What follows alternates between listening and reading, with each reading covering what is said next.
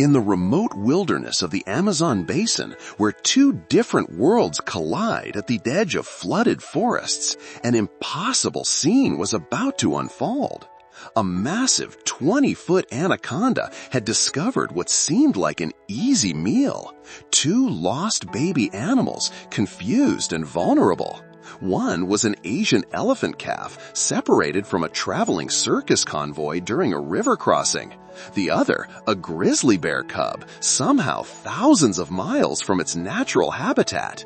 But when the giant serpent wrapped its powerful coils around both helpless babies, what happened next defied every law of nature and changed everything we thought we knew about maternal instincts. The mother who came to their rescue wasn't who anyone expected, and her actions shocked the entire scientific world. Before we begin, make sure to subscribe to the channel, like this video, and turn on notifications. This helps us bring more incredible stories like this to you. The Amazon River basin stretched endlessly under the morning sun, a maze of waterways that had confounded explorers for centuries. But today, it held two creatures that had never belonged in this green paradise, and their presence here was the result of human tragedy and natural disaster.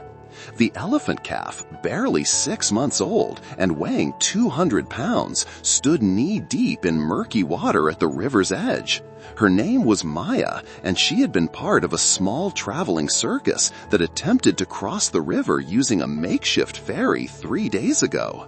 When the platform capsized during a sudden storm, most animals had been rescued, but Maya had been swept downstream by the powerful current, too small to fight against the Amazon's might. For 3 days she had wandered the flooded forests, trumpeting desperately for her herd, eating what vegetation she could find, growing weaker with each passing hour. Her gray skin was covered in mud, her small trunk hung with exhaustion, and her dark eyes held the kind of confusion that only comes when a young animal realizes it is completely, utterly alone. 20 yards away, another impossible presence made itself known. A grizzly bear cub, no more than 4 months old, sat on a fallen log, whimpering softly.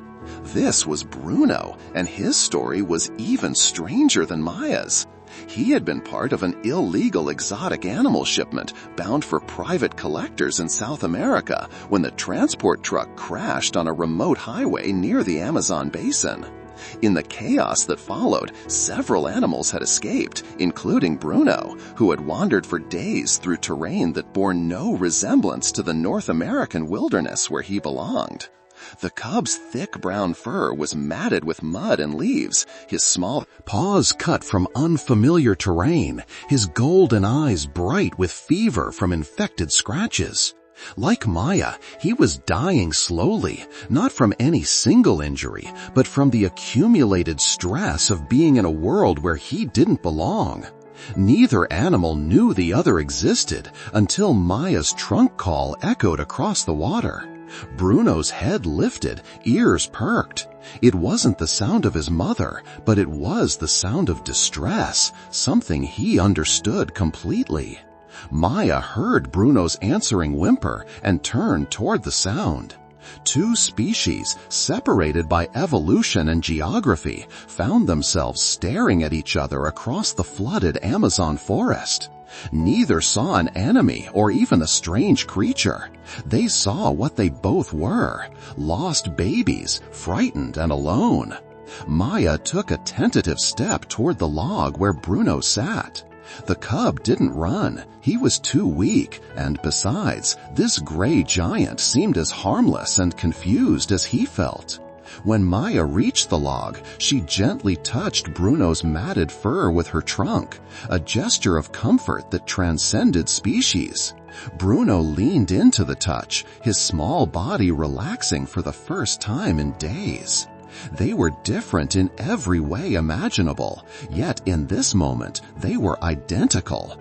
Two lost children in a hostile world, finding comfort in each other's presence. That's when the water began to move. At first, it was just a ripple, something large displacing water somewhere nearby. Maya's trunk lifted, testing the air. Bruno's nose twitched, catching a scent that made his hackles rise.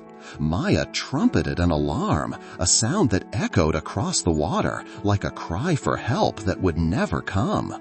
Bruno growled, a pathetic sound from such a small creature, but brave nonetheless.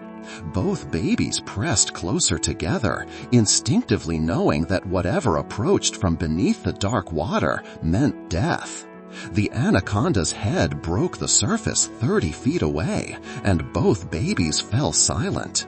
They were looking at the apex predator of the Amazon, a creature capable of crushing animals 3 times their combined size.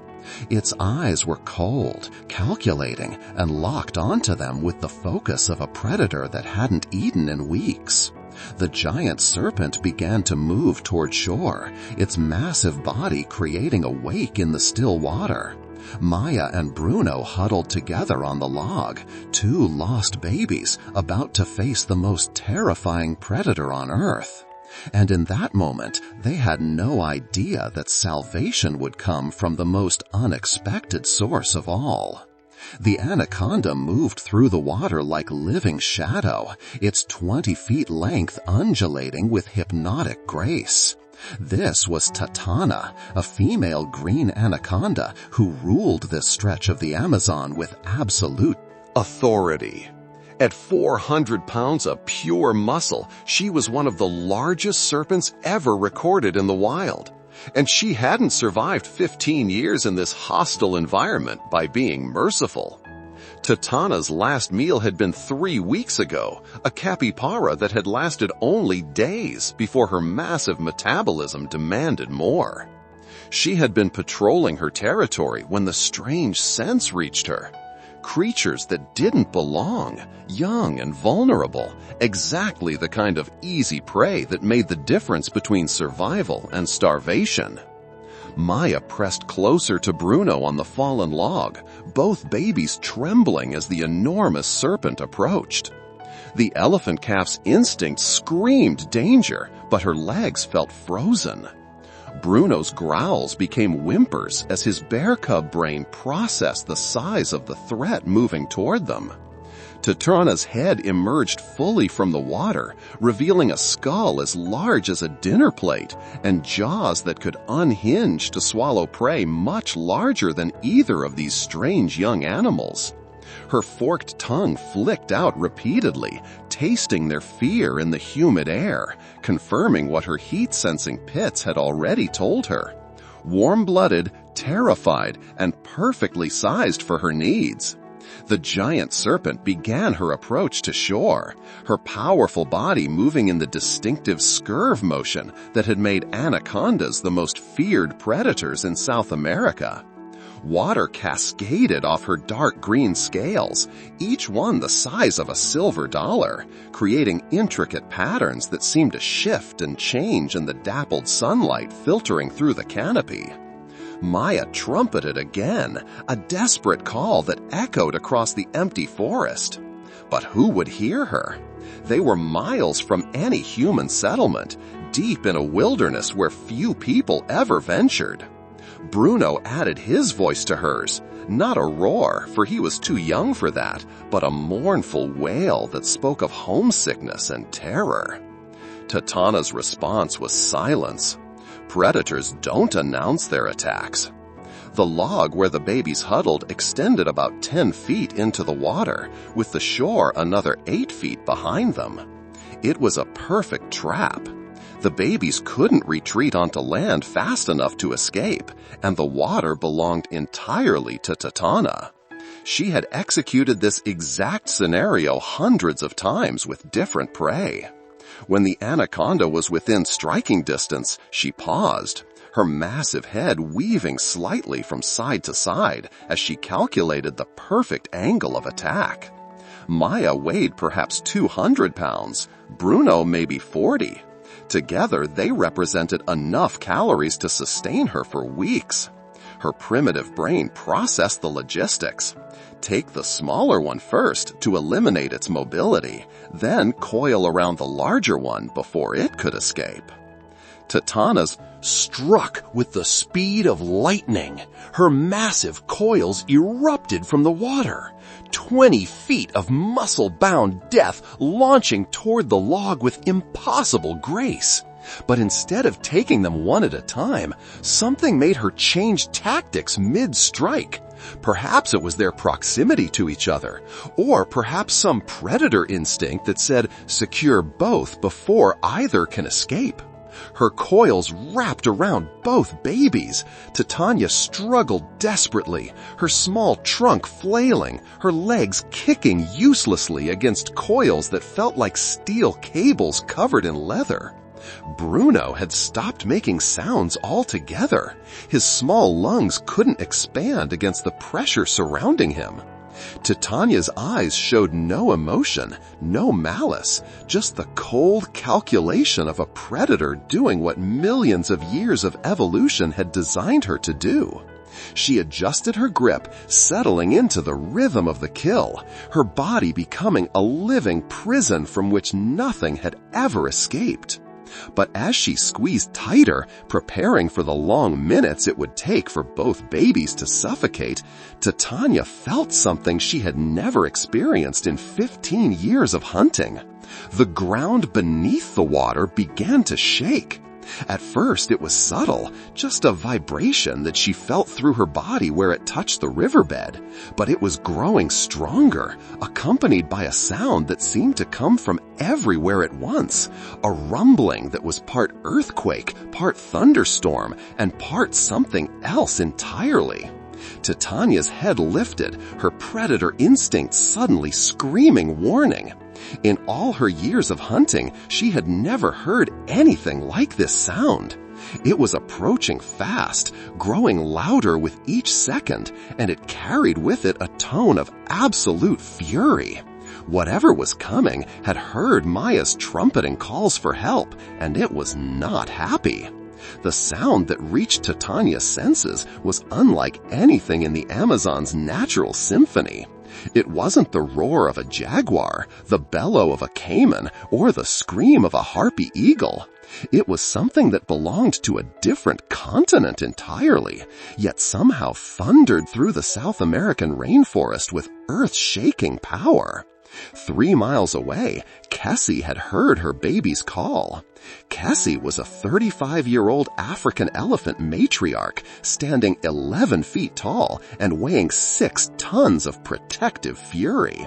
Like Maya, she had been part of the traveling circus convoy, but when the ferry capsized, she had been trapped on the opposite side of the river by debris and swift currents. For 3 days, she had searched frantically along the waterways, following Maya's increasingly weak trumpeting calls, never giving up, never resting.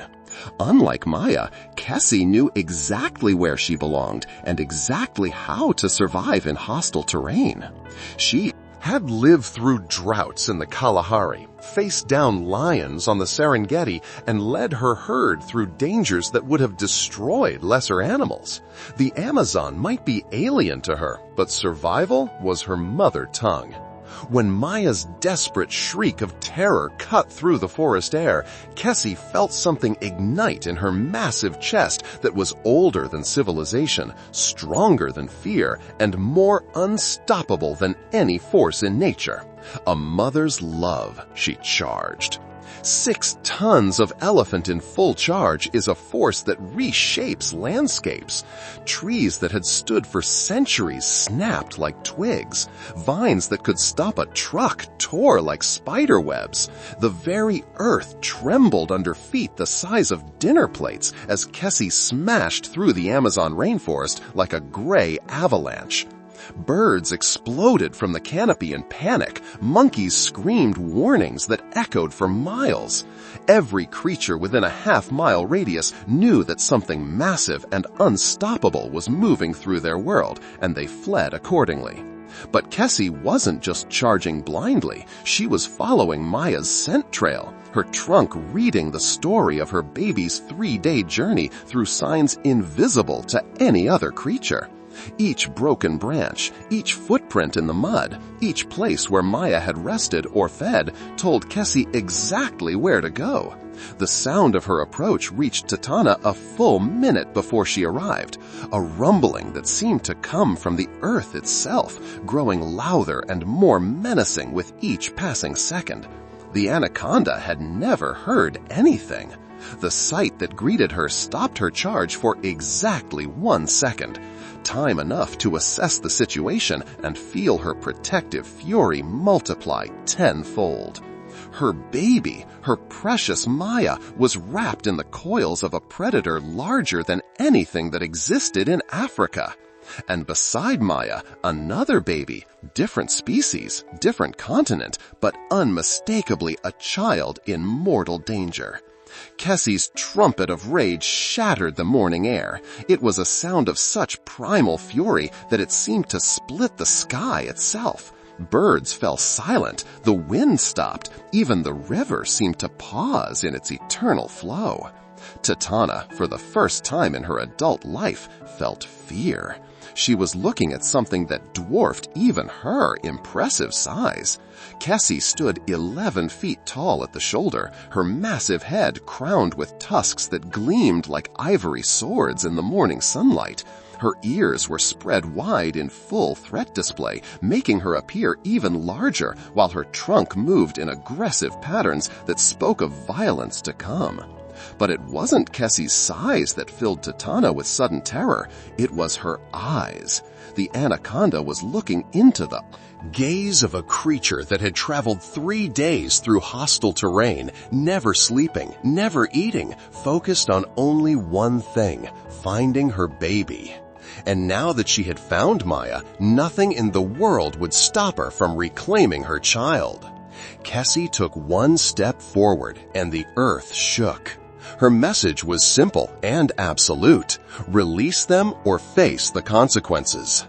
Titania had a choice to make: keep her prey and fight a creature 3 times her size, or release them and live to hunt another day. But anacondas don't release prey once they've secured it. It went against every instinct, every behavior pattern, every survival mechanism she possessed. She squeezed tighter. That was her mistake.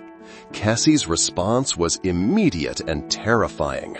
The moment she saw Titania's coils tighten around Maya and Bruno, the elephant matriarch's protective instincts overrode every other consideration. She wasn't just facing a predator threatening her baby. She was facing a predator threatening 2 babies. And her maternal fury expanded to encompass both helpless victims. With a trumpet that shook leaves from the trees, Kessie charged directly into the water. The impact of 6 tons hitting the river at full speed sent up a geyser of water and mud 20 feet high. Waves crashed against both banks, and the wooden log where Titania held her prey bobbed like a cork in a hurricane. But Kessie's charge was controlled, calculated. She had positioned herself to strike at the anaconda's head while avoiding the section of coils that held the babies. Titania had never faced anything like this. In her 15 years as an apex predator, she had been the largest, most powerful creature in every encounter. Now she was suddenly dwarfed by something that outweighed her by more than 10 to 1, and that something was moving with the focused rage of a mother defending her young. The anaconda's head weaved defensively as Kessie's massive front feet came crashing down into the water where she had been milliseconds before. But Kessie wasn't done. Her trunk, more flexible and faster than any appendage in the animal kingdom, whipped through the air like a living whip and struck Titania's head with the force of a sledgehammer. The blow sent the anaconda's head snapping to the side, stars exploding behind her eyes. In that moment of disorientation, her coils loosened just enough for both babies to draw desperate breaths. Maya trumpeted weakly, while Bruno managed a small whimper that told Kessie he was still alive. But Titania was far from defeated. 20 feet of pure muscle doesn't surrender easily, and her survival instincts kicked in with deadly efficiency. Instead of releasing her prey to fight the elephant, she made a tactical decision that nearly changed everything. She began to retreat toward deeper water, dragging both babies with her. Anacondas are perfectly adapted for aquatic life. In deep water, Titana would have every advantage: mobility, breath-holding capacity, and the ability to drag her prey down where no land animal could follow. If she could reach the deep channel in the center of the river, she could simply wait until the elephant gave up and swim away with her meal. Cassie realized the danger immediately. Her massive intelligence, honed by decades of survival in Africa's harsh landscapes, calculated the changing dynamics. Elephants are surprisingly good swimmers despite their massive size, but they're not diving animals. Their huge lungs and air-filled bodies make them naturally buoyant, and their trunk requires access to air for breathing. For Cassie to dive meant she was risking her own life, betting everything on her ability to hold her breath long enough to save both babies before they drowned. The water closed over Cassie's massive head as she pursued Titana into deeper water. The elephant's trunk, normally her lifeline to air, became her weapon as she reached for the anaconda with deadly intent. Underwater, in Titana's element, the physics of the fight changed completely. But Cassie had one advantage that Titana hadn't calculated: desperation. A mother's love doesn't recognize impossible odds. It doesn't accept that some things can't be done. When Maya's life hung in the balance, Cassie discovered reserves of strength and determination that even she didn't know existed. Her trunk wrapped around Titana's midsection with crushing force. Anacondas are built to squeeze, not to be squeezed, and Cassie's grip had the power to crack ribs in a creature built like a living muscle. For the first time in her life, Titana felt the tables turned. She was the one being crushed. The anaconda's response was to coil around Cassie's trunk, turning the battle into a deadly spiral of flesh and muscle beneath the dark water. Both giants thrashed in the murky depths, their struggle sending up columns of bubbles and displaced water that could be seen from the surface. But Maya and Bruno were still trapped within Titana's coils, still unable to breathe, and now they were underwater as well.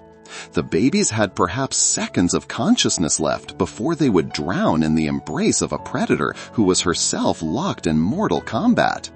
That's when Cassie made the most selfless decision of her life. Instead of continuing to fight for her own survival, she used her last breath, her final moments of consciousness, to position her massive body between the babies and the bottom of the river. Then, with her trunk still wrapped around Titana in a death grip, she pushed upward with her powerful legs, driving all three of them toward the surface. If she could get the babies above water, even for a few seconds, they might survive long enough for her to find another way to free them. It was a gamble that would either save 2 lives or cost 3. The surface of the river exploded as 3 massive bodies burst from the depths in a tangle of trunk, coils, and desperation. Maya and Bruno gasped precious air into their compressed lungs, while Cassie and Titana continued their underwater battle, now made visible in the bright Amazon sunlight. But the fight was far from over. And watching from the riverbank, drawn by the sounds of battle, were eyes that had been observing this entire drama with growing interest. Eyes that belonged to something that would change the outcome in ways no one could predict. From the shadows of the riverbank, 3 pairs of golden eyes had been watching the battle unfold with predatory interest. A family of jaguars, male, female, and their nearly grown cub, had been drawn to the commotion by sounds unlike anything in their territorial memory. The jaguars were apex predators in their own right, but they had never seen anything like the struggle taking place in the water before them. The massive elephant fighting desperately to save two babies from a serpent larger than anything in their experience defied every natural law they understood. Carlos, the 200-pound male jaguar, crouched in the vegetation with his mate, Rosa, and their 10-month-old cub, Diego. In normal circumstances, they would have remained hidden, waiting for the battle to end so they could scavenge whatever remained. Jaguars are opportunistic hunters. They let other predators do the work, then move in for easy meals. But something about this scene was different. Diego, the young jaguar, had been orphaned once before. Carlos and Rosa had found him starving and alone, abandoned when his birth mother was killed by poachers. They had raised him as their own, and the experience had awakened something in all three cats that went beyond typical jaguar behavior. When Diego saw Maya and Bruno struggling for air in Titana's deadly embrace, his jaguar brain made a connection that surprised even him. These weren't prey animals or competitors. They were children in danger, just as he had been. The young jaguar's soft rumble caught his adoptive parents' attention. But jaguars helping elephants and bears was beyond unprecedented. It was biologically impossible. Every instinct, every evolutionary programming, every survival mechanism told the cats to remain hidden and let nature take its course. That's when Kessie began to weaken. The elephant matriarch had been fighting for her life and the babies' lives for nearly 10 minutes underwater and above. Her massive strength was finally reaching its limits, and Titana sensed it. The Anaconda's coils tightened around both babies as she prepared for the final squeeze that would end the struggle permanently. Maya's trunk waved weakly above the water, no longer able to make sounds. Bruno had gone completely limp, his small body shutting down from oxygen deprivation and exhaustion. That's when Diego made a decision that would rewrite everything science thought it knew about jaguar behavior.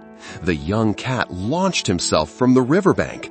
Jaguars are excellent swimmers, but Diego's leap wasn't aimed at the water. It was aimed at Titania's head. His 80 pounds of muscle, bone, and claws hit the anaconda behind her skull with surgical precision, his powerful jaws immediately seeking the grip that would allow him to control her movements. Carlos and Rosa watched their adopted cub risk everything to save two babies he had never seen before, and parental instinct overrode 1,000,000 years of evolutionary programming. If Diego was fighting, they would fight beside him. The male and female jaguar hit the water simultaneously, their powerful swimming strokes carrying them directly into a battle between creatures that outweighed them by thousands of pounds. But jaguars have something that size alone cannot provide: intelligence, speed, and jaws capable of crushing skulls.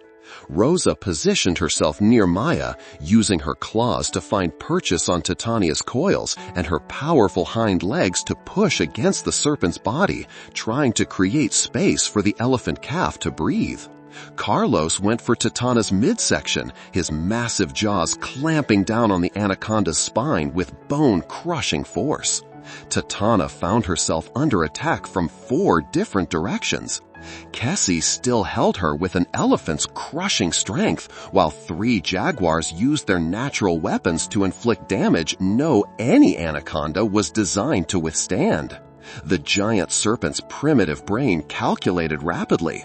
This was no longer a hunting situation, it was a survival situation.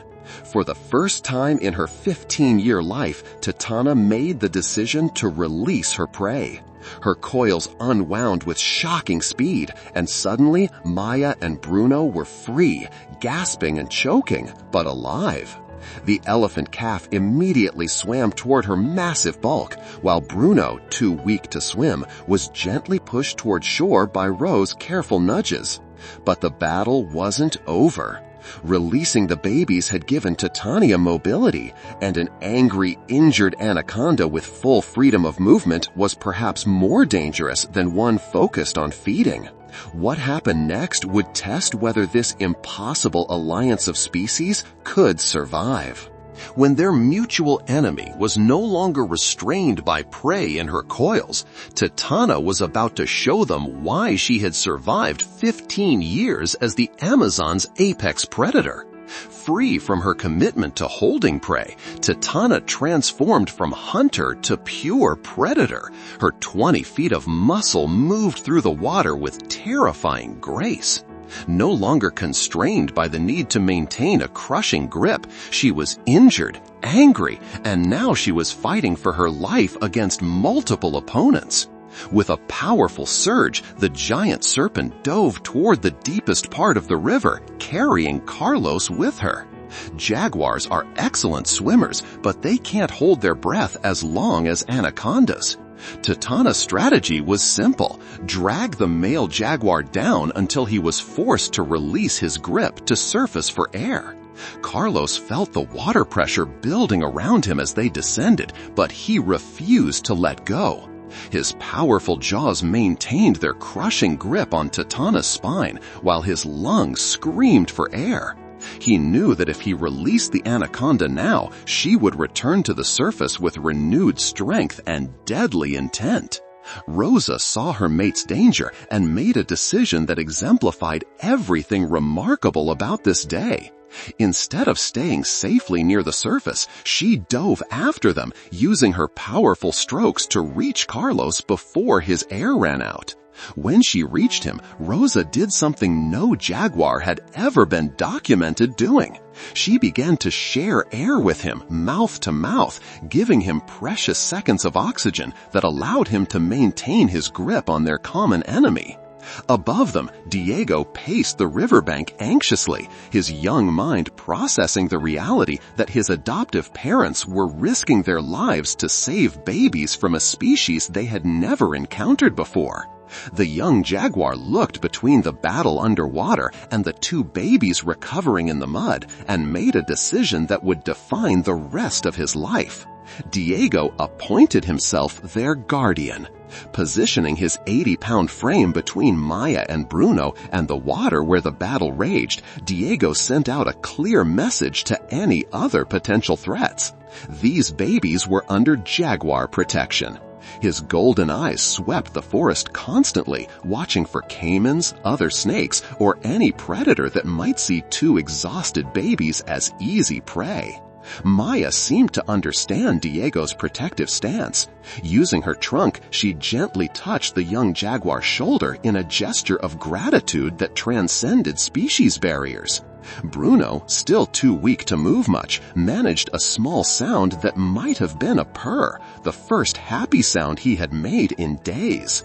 Underwater, the battle was reaching its climax. Titania's movements were becoming more desperate as Carlos's grip began to affect her spine's flexibility. Rosa's sharing of air had kept the male jaguar in the fight longer than should have been possible, but all three were approaching their physical limits. That's when Ceci made her final move. The elephant matriarch had been calculating the angle and distance throughout the underwater battle. Now, using her massive legs to generate power, she drove upward from the riverbed like a living torpedo, her head aimed directly at Titania's midsection.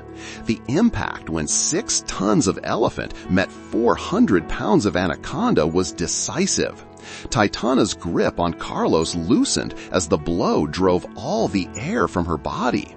The 3 jaguars immediately swam for the surface, with Carlos still conscious but barely. Titania, stunned and injured, made her final calculation.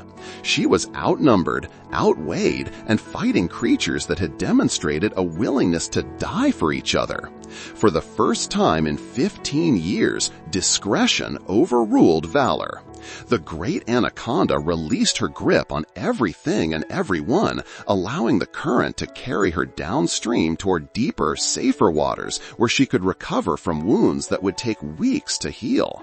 As the giant serpent disappeared around a bend in the river, an impossible scene unfolded on the muddy bank.